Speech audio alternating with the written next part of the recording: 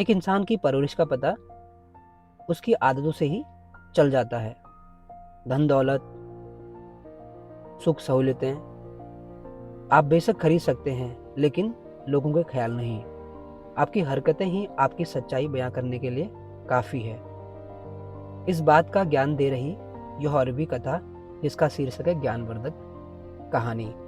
हे friends, मैं हूं धीरेन्द्र। आशा करता हूं आप सब अच्छे होंगे और मैं आज आपके बीच फिर से मौजूद हूं। हर रोज की तरह मैं आपके बीच छोटी सी मोटिवेशनल कहानी लेके आया हूं और ये कहानी बेहद रोचक है और कहीं ना कहीं ये आपकी सोच को बेहद इम्प्रूव करेगी। तो दोस्तों, कहानी को पूरा सुने और आपसे रिक्वेस्ट है, जो भी मेरे चैनल में नए हैं, मेरे चैनल को सब्सक्राइब कीजिए और बेल आइकन को प्रेस कीजिए, ताकि फ्यूचर में आपको इसी तरीके से मोटिवेशनल फैक्ट और जॉब से जुड़ी चीज़ें टाइमली मिलती रहेंगी।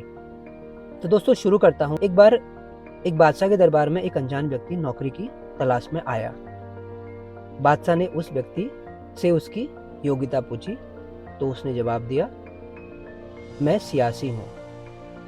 अरबी भाषा में सियासी उसे कहते हैं जो अपनी बुद्धि और ज्ञान से किसी भी समस्या को आसानी से सुलझा सकता है। बादशाह के दरबार में सियासतदानों की कमी न थी, लेकिन बादशाह उसके आत्मविश्वास से प्रभावित हुआ और उसे घोड़ों के तबेले का प्रमुख अध्यक्ष बना दिया। कुछ दिनों बाद बादशाह के मन में यह विचार आया कि अपने तबेले में सबसे महंगे घोड़े के बारे में जानकारी हासिल की जाए। इसी उद्देश्य से बादशाह ने तबेले के प्रमुख अध्यक्ष को बुलाया और उससे घोड़े के बारे में पूछा। तब उस व्यक्ति ने जवाब दिया, बादशाह सलामत, यह घोड़ा नस्ली नहीं है। बादशाह यह सुनकर हैरान हुआ। उसने उस आदमी को बुलाया जिससे वह घोड़ा लिया गया था। उसने बताया कि घोड़ा तो नस्ली है, लेकिन जब यह पैदा हुआ था तो इसकी मां मर गई और इसका पालन पोषण गाय का दूध पीकर हुआ है। बादशाह ने तबेले के अध्यक्ष से पूछा कि उसे इस बात का पता कैसे चला। तब उसने जवाब दिया, यह घोड़ा जब भी घास खाता है तो गायों की तरह सर नीचे करके ही खाता है, जबकि नस्ली घोड़े जब भी घास खाते हैं वो घास मुंह में दबा लेने के बाद सर उठा लेते हैं और फिर घास खाते हैं। बादशाह उसकी अक्लमंदी से बहुत खुश हुआ और इनाम में उसके घर पर अनाज, घी और बहुत सारा खाने की चीजें भिजवाई। इतना ही नहीं, उसे अपनी मल्लिका की देखरेख के लिए महल में तैनात कर दिया।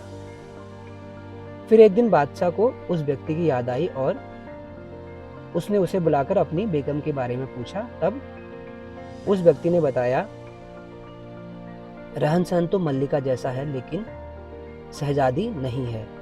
इतना सुनकर बादशाह के पैरों के तले जमीन खिसक गई। उसका सर चकरा गया। उसे कुछ समझ नहीं आ रहा था। वो हकीकत जानना चाहता था, इसलिए उसने अपनी सास को बुलाने का हुक्म दिया। अगले दिन उसकी सास बादशाह के पास पहुंची तो बादशाह ने उसे सब कुछ बताया और सच बताने को कहा। तब सास सच बताने लगी, आपके पिता ने हमारी बेटी के जन्म लेने पर उसका हाथ आपके लिए मांग लिया था, लेकिन कुछ ही दिनों बाद हमारी बेटी मर गई। आपकी बादशाहत से करीबी रिश्ते कायम रखने के लिए हमने किसी की बेटी को गोद लिया और उसका निकाह आपसे करवा दिया। हकीकत जानने के बाद बादशाह ने उस व्यक्ति से पूछा कि तुमको इस बात का इल्म कैसे हुआ कि वो शहजादी नहीं है। उस व्यक्ति ने कहा, बादशाह, आपकी बेगम का नौकरों के प्रति सलूक जाहिलों से भी बदतर है। कोई खानदानी आदमी इस तरह का बर्ताव नहीं करता। बादशाह फिर बहुत खुश हुआ और उसे इनाम के तौर पर खूब अनाज और भेड़ बकरियां भेजी। इसके साथ ही उसे अपना दरबारी बना लिया। कुछ दिन बीते तो बादशाह ने सोचा, मैं इस आदमी से सबके बारे में पूछता हूँ, क्यों ना आज मैं अपने बारे में ही पूछा जाए। जब बादशाह ने अपने बारे में पूछा तो उस व्यक्ति ने कहा, अगर आप मेरी जान बख्शें तो ही मैं आपको बताऊंगा। बादशाह ने उस व्यक्ति से वादा किया कि उसको कुछ नहीं किया जाएगा। तब उसने बताया कि न आप शहजादे हो, न आपका चाल चलन बादशाहों वाला है। इतना सुनते ही बादशाह को बहुत गुस्सा आया, लेकिन उसने वादा किया था कि उसे कुछ नहीं कहा जाएगा। लेकिन इस बार फिर से हकीकत जानने के लिए उसने अपनी माँ को बुलाया और उसे सच बताने को कहा। उसकी माँ ने बताना शुरू किया, तुम्हारी औलाद नहीं हो, हमने एक चरवाहे से तुम्हें गोद लिया था। बादशाह ने उस व्यक्ति को बुलाया और एक बार फिर से पूछा कि तुम्हें इस बात का इल्म कैसे हुआ। तब उस व्यक्ति ने बताया, जब भी कोई बादशाह किसी को इनाम देता है तो वो इनाम में हीरे जवाहरात जैसी चीजें देता है, लेकिन आप खाने का सामान और भेड़ बकरियां देते हैं। ये सलूक किसी बादशाह का नहीं बल्कि चरवाहे के बेटे का ही हो सकता है।